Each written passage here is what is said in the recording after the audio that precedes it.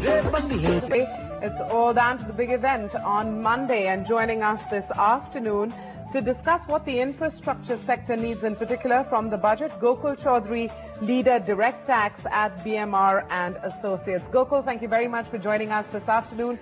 Great to have you on NDTV Profit as always. Let's start with, airport infrastructure, and that is a space actually where you see a fair bit of corporate activity. And when I say corporate activity, those running losses with large debt positions looking to exit. Some pain is palpable in the space. From the budget perspective, can Finance Minister Jaitley deliver something that will make investments in the space more palatable? So, Manvi, here we have the railway budget which come through. It's been railways has been the mainstream on which India moves, really. And that's been from the colonial times. We've had a lot of budgetary attention to the railways. But the public transport system as a whole, specifically airports and aviation, has been building up momentum, and we need to be putting in a lot more capex into this space, which not only means more airports and regional airports for airlines to be more efficient, but the whole ecosystem that needs to go around airports, which is, get MROs in. We don't have MROs in this country of the scale and size that our aviation sector requires. And the interesting thing is, the issues around this space has been known for a while. The sector has been over-regulated, has been overtaxed, has been over-controlled.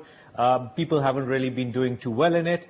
And the important thing is that the draft aviation policy that the government has brought out addresses some of the real issues. It puts those issues out for once.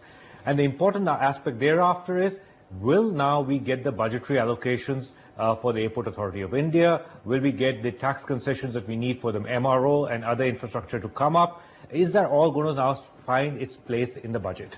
So you're actually giving me a sense that, the airport infrastructure could be an important piece of this budget, coming as it does after the draft, policy that's been articulated by the government in a sense for the first time. Let's break it down, Gokul, and look at specifically what tax breaks that, companies, investors in this space could be looking for. And, not a laundry list that includes everything and anything, but one or two critical ones. There's also a $1 billion fund that, people sometimes call as a Bharat sovereign fund. That's coming up again. I'm very curious to see as to where that goes. So really we have the entire PPP model, which has been thought through by Dr. Kelkar very wisely. And it's a very voluminous piece of documents that he's brought out. It needs to go through the implementation mode. There's a funding mechanism that the government is putting through. Let's see where that goes. It's extremely critical for build of infrastructure in this country.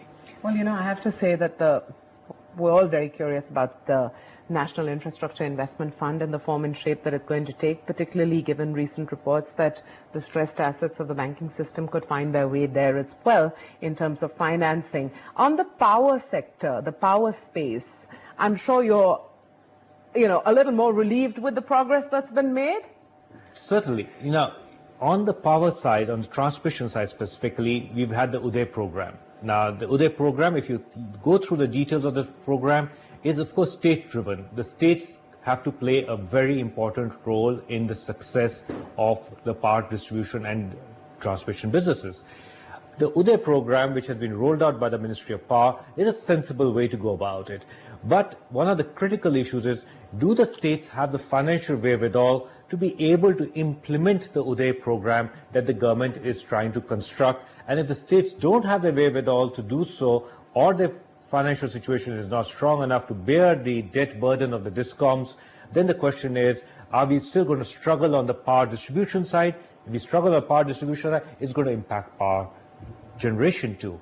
And therefore, the entire supply chain of energy is going to be impacted because we don't have the last mile viability sitting in there. But the signatories who are on board, in terms of the states that are on board, some of them are the traditional Bimaru states as well. They would have done the math and found it compelling enough. I have to take a slightly more optimistic view when it comes to their